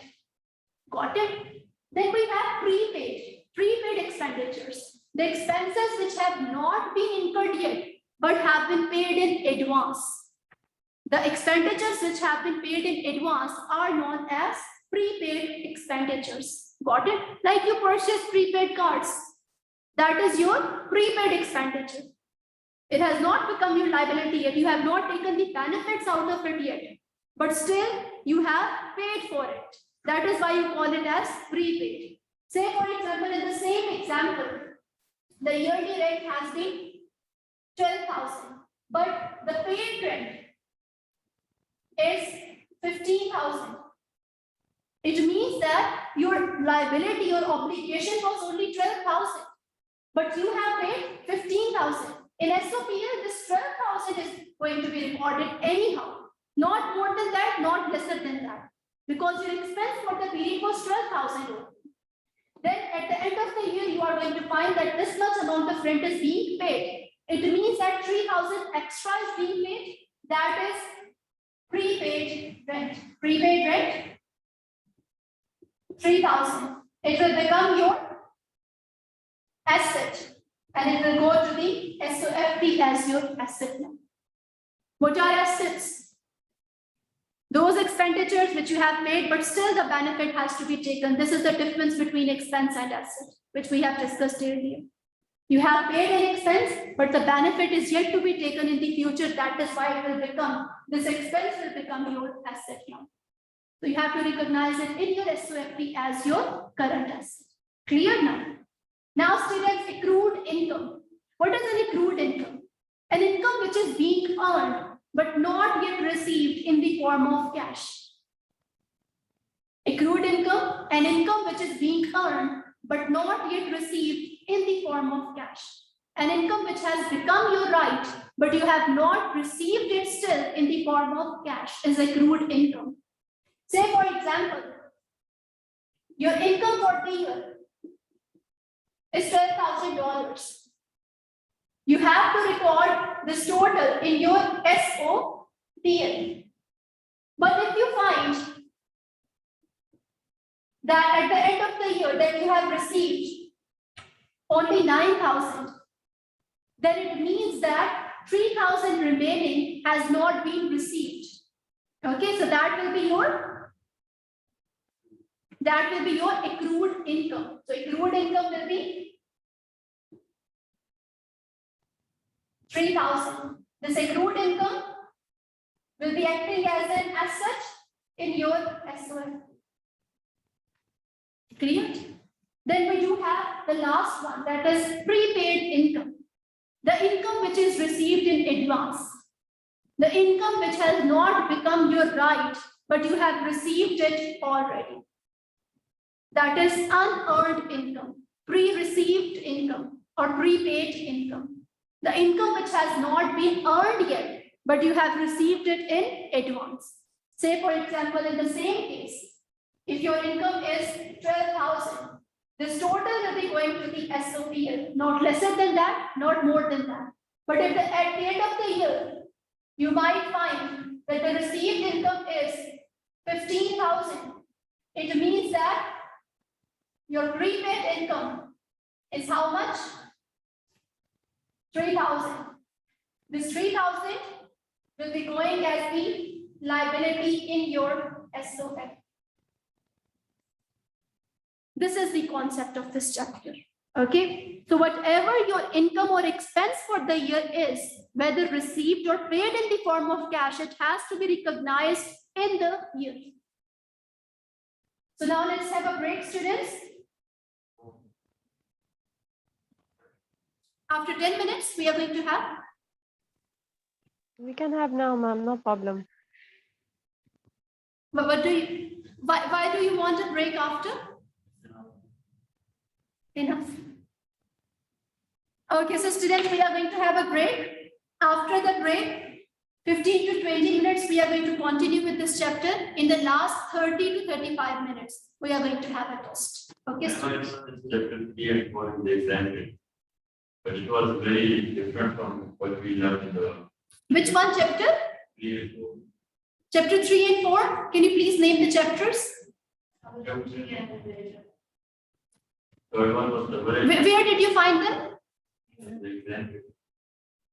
The basic concepts have to be cleared over here, then you have to practice exam. Show me which questions you are finding difficulties.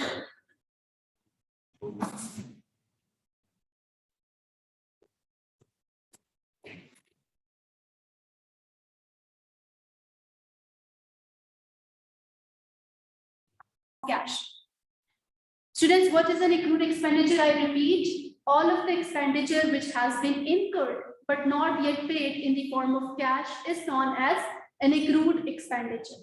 The liability, the obligation to pay the expenditure has been arised, but we have not yet paid in the form of cash. What your book says about it, an accrual arises where expenses of the business relating to the year have not been paid by the year end.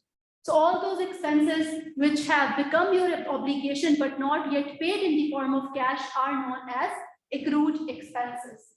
In this case, it is necessary to record the extra expense relevant to the year end, create a corresponding statement of financial position liability called an accrual. So when there is an accrued expenditure, what we have discussed, that there is a liability which is going to arise.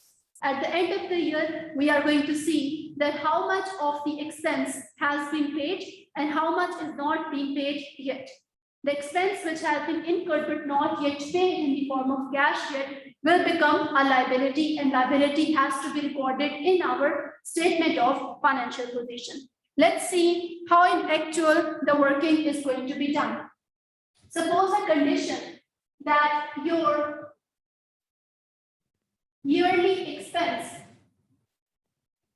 has been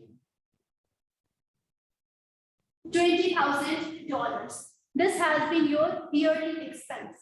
Now, at the year end, you see that expense paid in cash is not 10,000, 15,000. 15,000 out of this 20,000 is paid in the form of cash. So it means that the accrued expense at the year end is how much? $5,000. What accounting entry you are going to pass? Ma'am, we are not hearing you. Sorry? Yes, dear? Yes, Mariam? कुछ बोला आपने? Ma'am, आपकी आवाज disconnect हो गई थी, but now it's okay, we can hear you. Okay.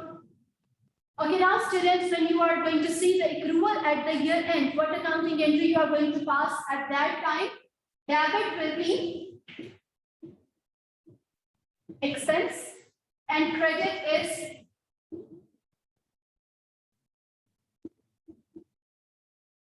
accrued expense. At the time when you pay the amount in cash, what accounting entry you must have passed? Debit expense, credit, cash account with an amount of $15,000. At the end of the year, when you are going to find that this much amount of expense is not yet paid, you are going to pass this accounting entry. Debit expense, credit, accrued expense. By this, what is happening actually? The total expense has become 20,000. Is it? 5,000 from here plus 15,000 here. when you are going to make a ledger account of expense, what will be the condition over there? Debit, credit. What will be the condition over here? Expenses getting debited with 15,000. What is the name of the opposite account? Cash account with an amount of 15,000. Expenses getting debited with an amount of 5,000. What is the name of the opposite account? Accrued expense account with an amount of 5,000. Expense is ultimately going to land in which financial statement? Statement of profit or loss. So in your statement of profit or loss, how much total is going to be? Total we are going to write over here. The balancing figure will be written here. How much? 20,000. So this 20,000 will be going to the statement of profit or loss. How do you treat it in your statement of profit or loss, my dear students? The extract of the statement of profit or loss will be expense $15,000 plus accrued expense 5,000. Total 20,000. This is the extract of SOPL regarding accrued expense. The total of 20,000 will be going to the SOPL. Clear? Now, if you make accrued expense account, ledger account,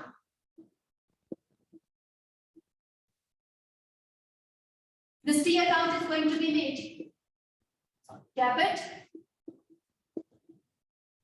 credit. As you can see, accrued expenses getting credited with an amount of 5,000. What is the name of the opposite account? Expense account. How much? 5,000. Close this ledger.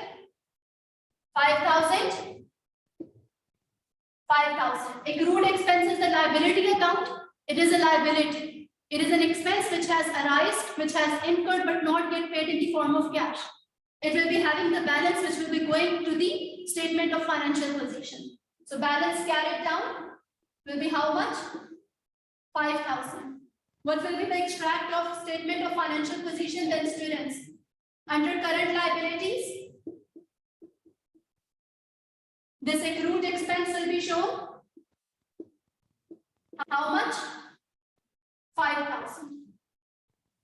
These will be the extracts of statement of profit or loss and statement of financial position regarding accrued expense. And this is how the working goes on in the organization. When you have paid the expense in the form of cash, immediately you are going to pass this accounting entry at the year end. When you are going to see that how much expense in total has been incurred but not yet paid in the form of cash, then you will see about the accrued expenses or prepaid expenses. Clear? That is why these accounting entries regarding accruals are also known as year-end adjusting entries. Is everyone clear up to here? So that is what they are telling over here. The accounting entry for accrued expenses is debit expenses account, credit accrued expenses account. Now, let's have a look at this illustration number 1. The requirement of the question is show the relevant entries in the ledger accounts.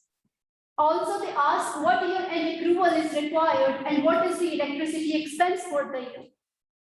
A business electricity charges amounts to 12,000 per annum. So the total annual charges for the electricity are how much? 12,000 per annum.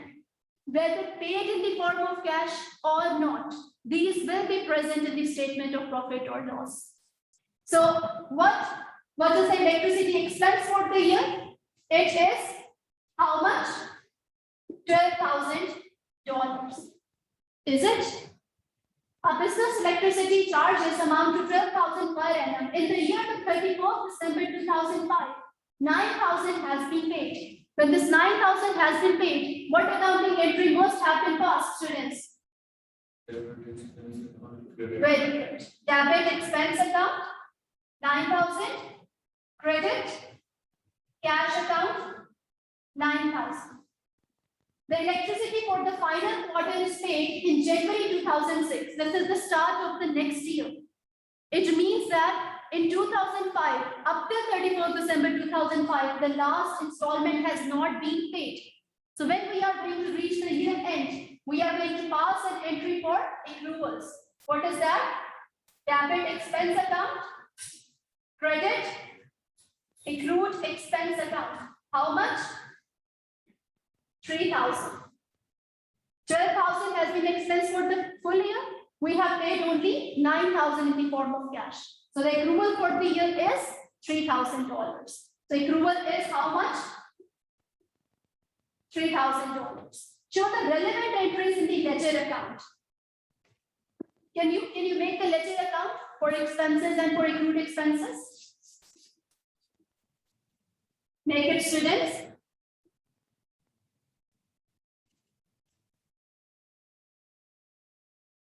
Simply by having a look at these accounting entries, you can make the ledger account, students.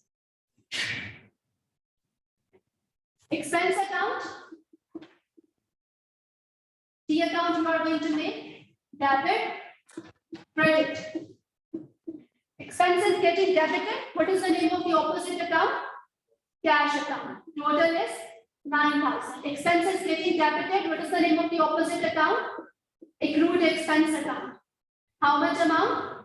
3,000. Close this ledger account. 12,000. 12,000.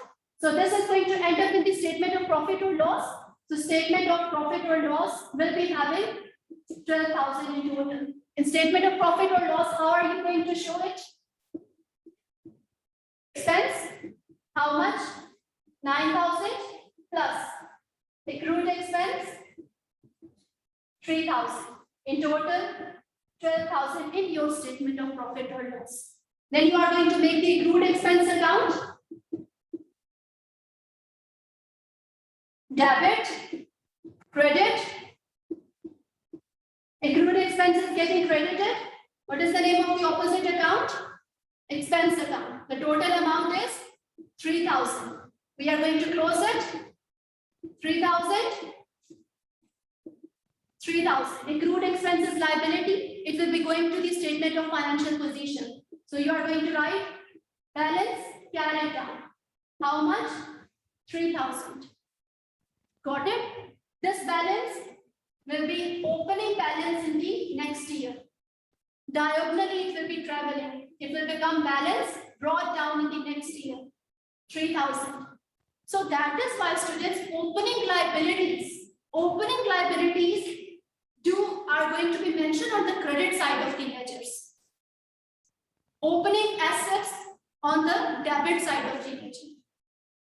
Clear? So this is going to be opened in the next year then. In SOFP, under current liabilities, you are going to show which thing? Accrued expenses of how much? $3,000. This is going to be the accounting treatment. Yes, Aisha, Rabia, Mariam, are you clear? Yes, ma'am. Can we write this? Sorry? Can we write this? Yes, you can. We can. Yes, Apak, are you clear? Write it. Now, as far as your this exam kit is concerned, again, my dear students, any of these concepts can come over there. Like I have given you the small concept over here. Opening accrual on the credit side. Closing accrual, closing liability on the debit side. Because it's written on the debit side, but it is the credit balance. For opening assets, again, opening assets are present on the debit side, closing assets on the credit side. So these small concepts, then you have to apply these on the questions.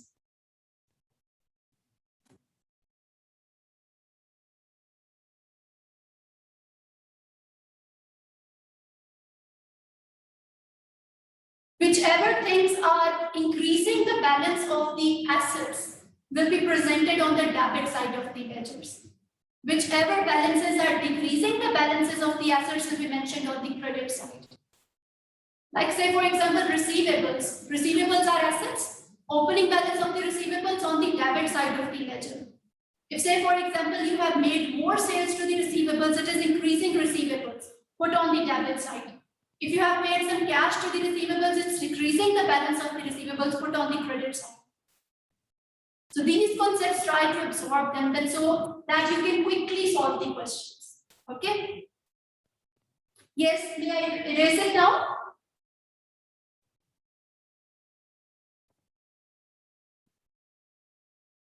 Students, what is an accrued expenditure?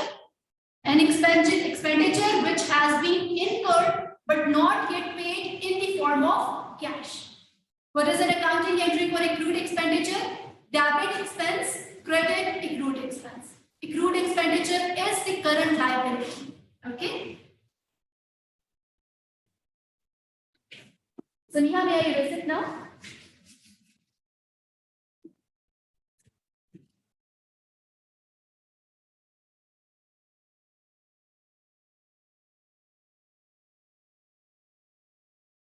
Okay, here is understanding number 1, students. Show the ledger accounts required to record the above transactions. Students, pass the accounting entries for all the transactions which are happening here with the relevant dates.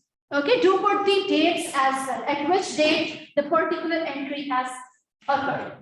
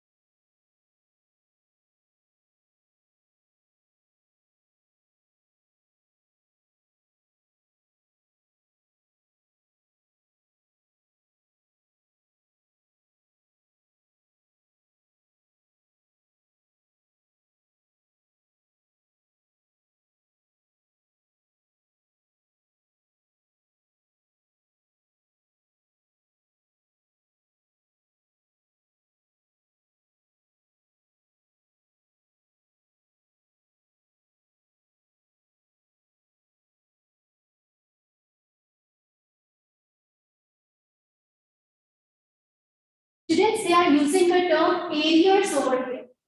In exam, they will be using 2 terms regarding the concepts, regarding equivalent payments. They will be telling you that in arrears or in advance. Arrears means that after the end of a certain period, at the end.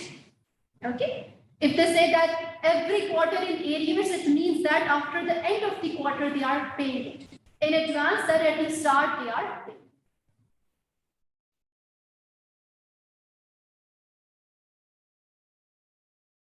How many quarters are there in a year? 4. Okay, so after every quarter is for 3 months.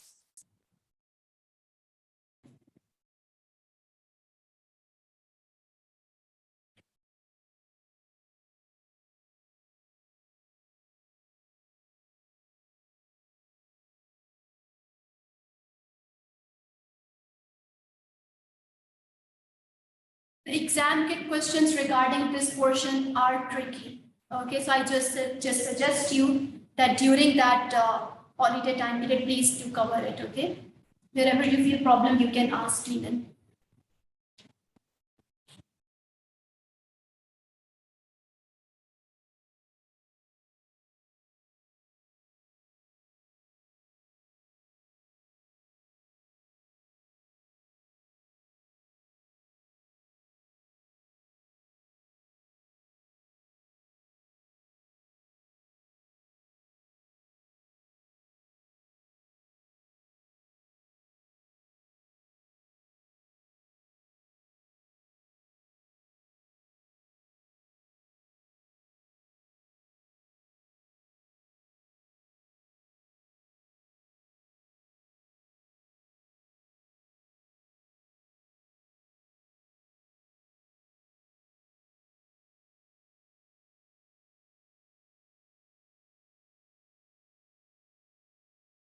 Is it done?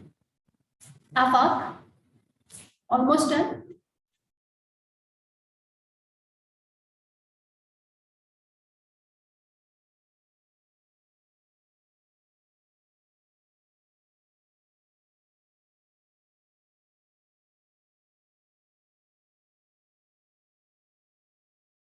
How much accrual is there?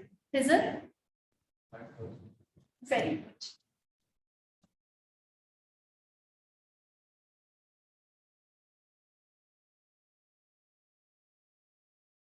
Okay, students, let's start doing this question together now. John Simnel's business has an accounting year end of 31st December 2001. If the year ending date is 31st December 2001, Afaq, what is the year starting date? 1 day and 1 month after 1st January. Because this is 31st December, so the year is going to remain the same. 1st January 2001. All of the expense incurred in this time period has to be added in our SOPL. Okay, so the year starting date is 1st January 2001 and the year ending date is 31st December 2001. He rents factory space at a rental cost of 5,000 per quarter, payable in arrears. It means that per annum rental cost is 5,000 multiplied by 4. How much it is? 20,000 is the total rental expense. This is per annum.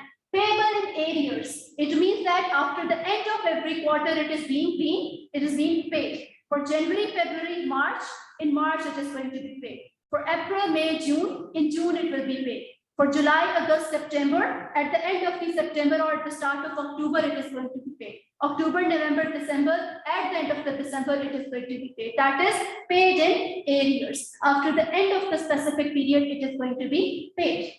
During the year to 31st December 2001, his cash payments of the rent have been as follows. These are the entries for the cash paid for the rent.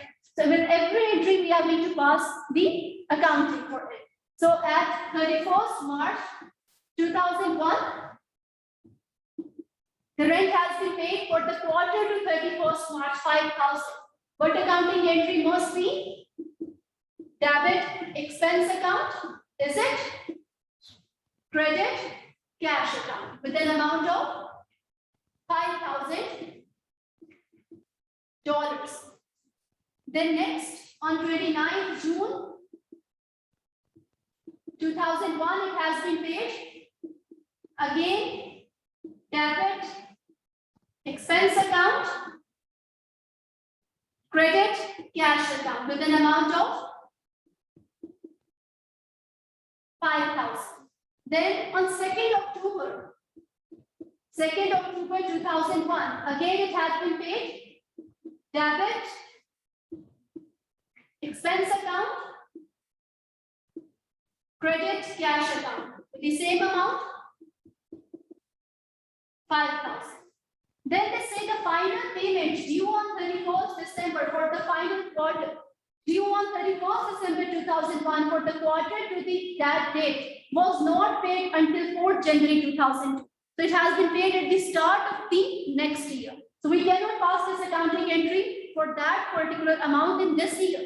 At the end of the year, when we are going to see that the amount of expenses which have been paid are lesser than the total expense, we are going to pass the accounting entry for accrual at 31st December 2001.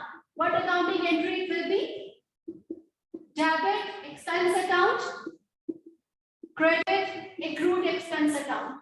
How much total expense has been there? 20,000 minus 5,000 minus 5,000 minus 5,000. So the accrual will be for how much? 5,000. 5,000 accrual is going to be here. Clear? In SOPL, how much total amount will be going up? In SOPL, how much total amount will be going for expense? Very good. 15,000 will be expense amount plus accrued expense, 5,000. In SOFP, Samiha, which amount will be going? 5,000. Very good. As the accrued expense, it will be shown under the head of liability. So you can make the ledger accounts also with the help of this.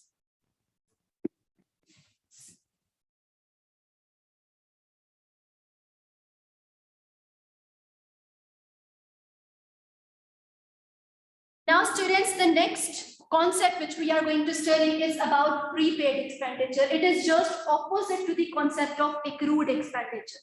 Where accrued expenditure is our liability, prepaid expenditure is our asset. What is a prepaid expenditure? It is an expenditure paid in advance. An amount of expenditure which has not been incurred but paid in advance. Okay, but has been paid early. So that is the prepaid expenditure. An expenditure which we are paying in advance before to its occurrence is known as prepaid expenditure. Let's see what your book says about it. A prepayment arises where some of the following year's expenses have been paid in the current year. In this case, it is necessary to remove that part of the expense which is not relevant to this year and create a corresponding statement of financial position asset called a prepayment. Every expenditure which is paid in advance will be acting as an asset for the organization. Whenever there is an increase in asset, we debit it. So debit will be prepaid expense, credit will be expense in the case of prepaid expenditure. Clear, everyone? What is an accounting entry for prepaid expenditure? Debit, prepaid expenditure, credit, expense. Let's do this illustration, students. For the year ended 31st December 2005, what is the closing prepayment and the insurance expense for the year? Show the relevant entries in the ledger account. The annual insurance charge for the business is 24,000 per annum. The total expense, is it expense? Yes. Total expense for the year is 24,000. It will be going to the statement of profit or loss. Whether paid lesser than this or more than this, it's not relevant.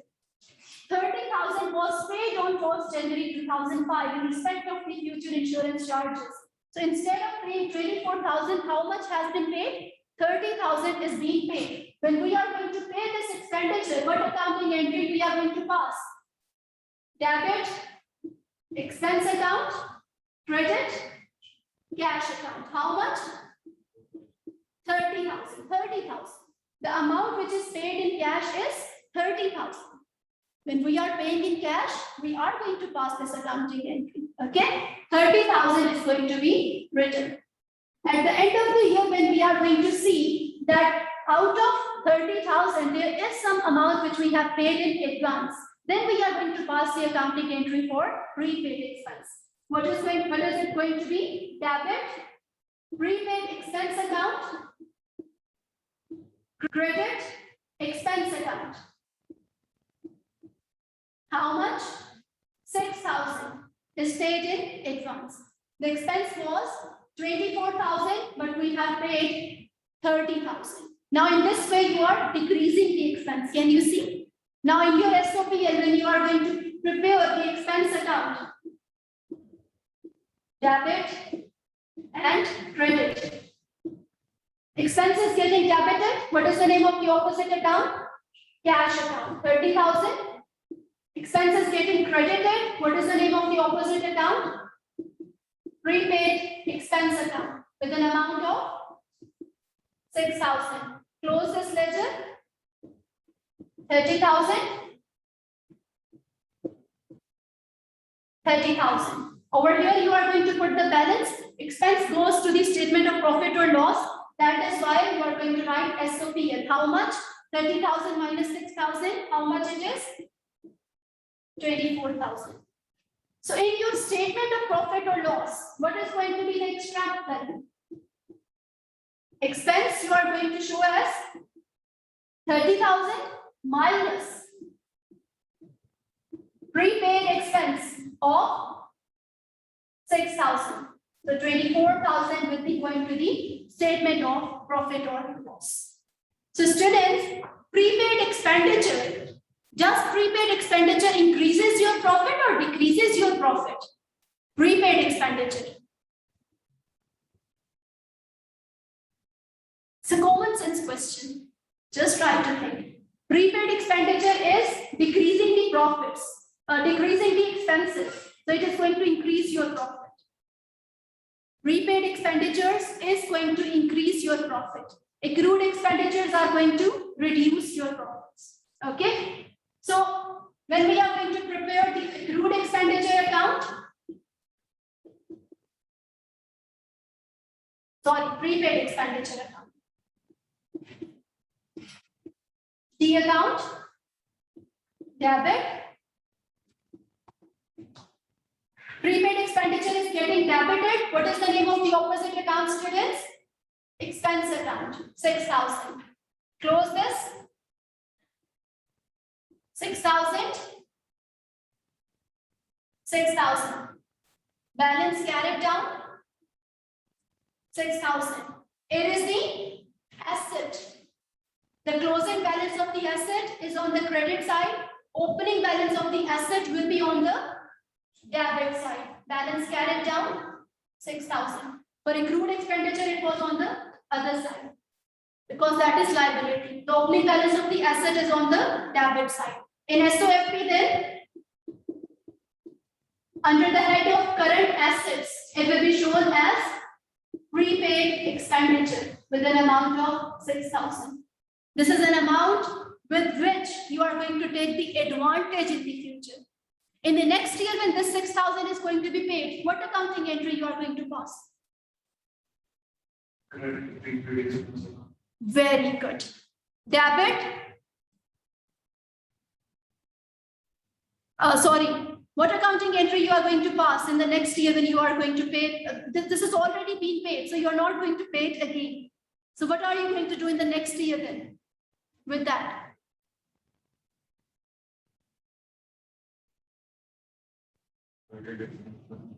Credit expense account. We have already credited expenses.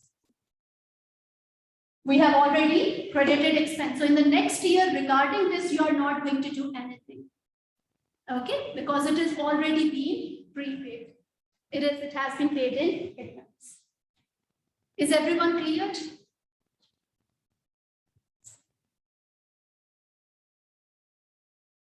In the next year, it will be presented as on the debit side. When you are going to pay the expenses, they are going to be on the credit side. Okay, so it will be ended then. Okay, now students, understanding number 2.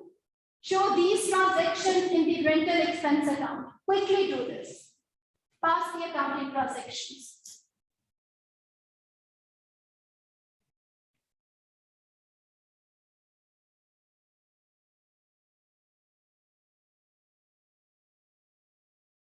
Look in the first line, now they are telling that the expense has been paid in advance. Okay.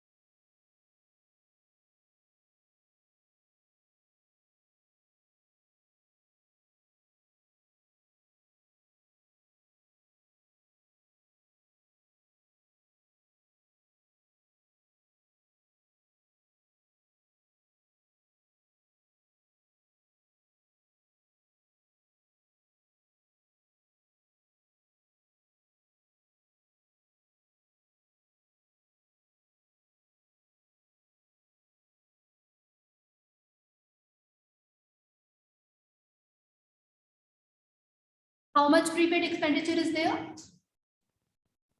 Very good.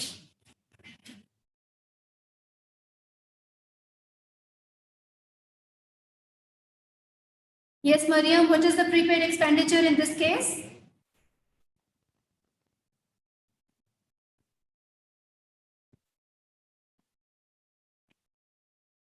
$1,200.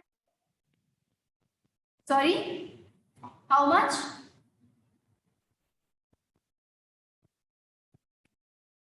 $1,200. Not here, no.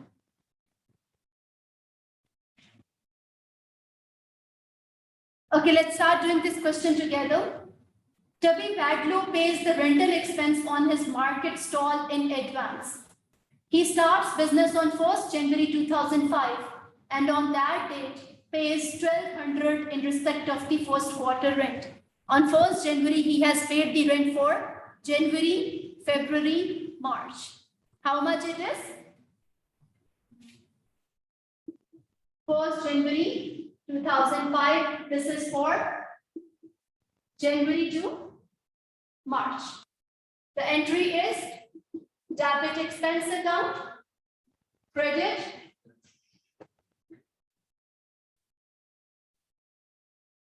debit expense account, credit, cash account with an amount of 1,200. Then students, during the first year of trade, he also pays the following amounts. 3rd March, in respect of the quarter ended 30th June, 1,200. Then on 3rd March 2005, an amount is made for the payment is made for the quarter ended 30th June. It's for April to June. The accounting entry is debit expense, credit, cash account with an amount of 1,200. Clear? Then on 14th June, in respect of the quarter ended 30th September, 14th June 2005, for the quarter ended 30th September, it is for July, August, and September. The accounting entry is debit expense account, credit, cash account. How much amount is there? 1,200. Then students, 25th September, in respect of the quarter, 1,400 ended 31st December. Then on 25th September 2005, a payment is made for October, November, and December. The accounting entry is debit expense account, credit, cash account. How much? 1,200. Then 13th December in respect of the first quarter of 2006.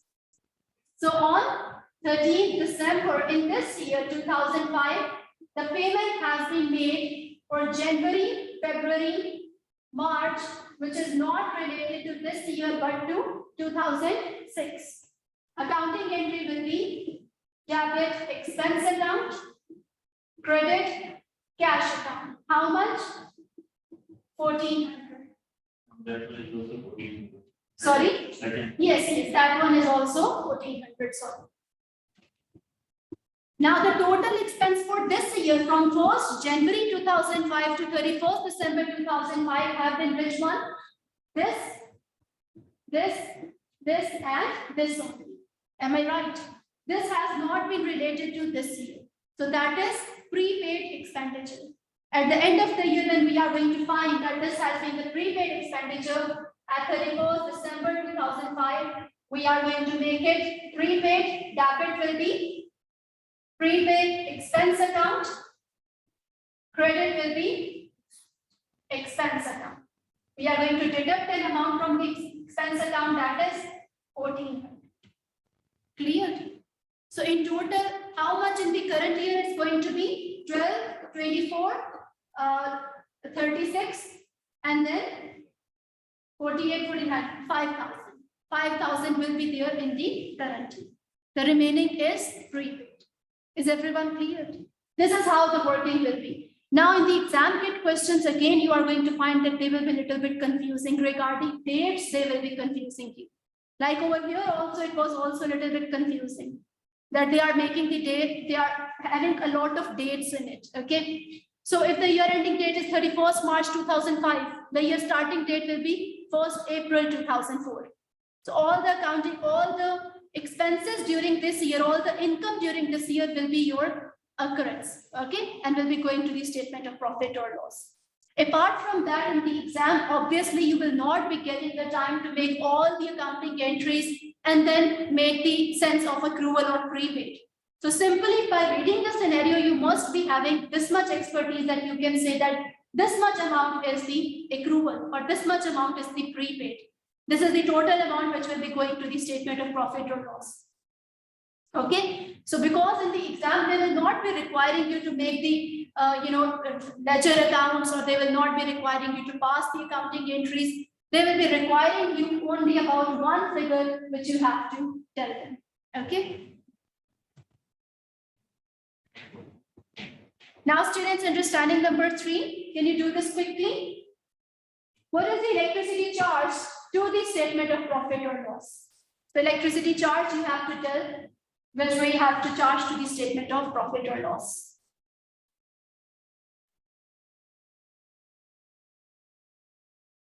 Now here you have to make the ledger account. Look, they are telling you the opening owed amount. Owed means that this is the liability.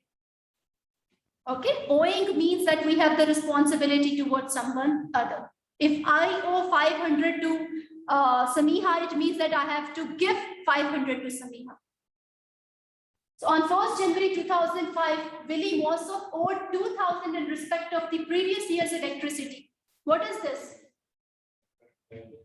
Opening liability. Opening liability it is. On which side of the ledger does opening liability goes?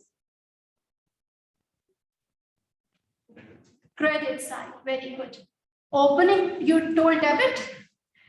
Opening liability goes on the credit side. Opening asset goes on the debit side. Willie made the following payments. Now, if you are going to make the payments, what accounting entry is that? Expense account, debit, credit, cash. So all the payments which they have made will be going on the debit side. Simply on the calculator, you should be doing it. All these payments should be going on the debit side. Look, students, opening accrual on the credit side. All the payments which have been made will be going on the debit side. At 31st December 2005, Willie calculated that he had owed 1,800 in respect of the electricity for the last part of the year. This is the closing liability. Closing liability is mentioned on the debit side. So all these payments plus this closing liability will be on the debit side. This amount will be on the credit side. So this amount plus this amount minus this amount is your answer. That is the expense which will be going to the statement of profit or loss. Getting it? The opening accrual is there. Make the ledger account of expense. Debit, credit. Opening accrual goes on the credit side. When you do take the balance, when you bring the balance forward, you do write it on the credit side. Balance brought down. How much it is? 2,000. When you are making the cash payments during the year, expense to cash, again and again. All the expenses will be coming on the debit side. How much total it is going to be? 2,800 plus 3,000 plus 2,750 plus 3,100. How much it is? Cash account. 11650. Closing at 31st December 2005. The closing accrual is 1,800. So it will be coming on the closing accrual on the debit side. Balance carried down. How much it is? 1,800. Now you have to close this account. 1,800 plus 11650. 13,450. Minus 2,000. 11,1 450 will be going to the statement of profit or loss. Got it? So quickly in the exam, you need to establish the things.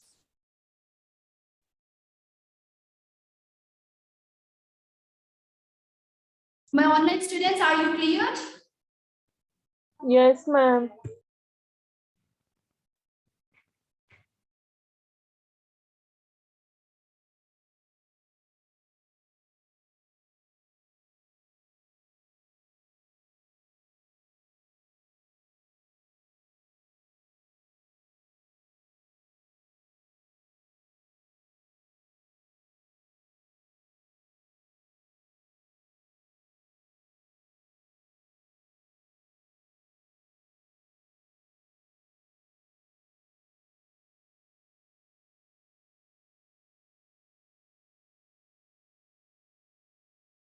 Shall we move on, students? Yes, Afaq, are you cleared? Samira, is it cleared?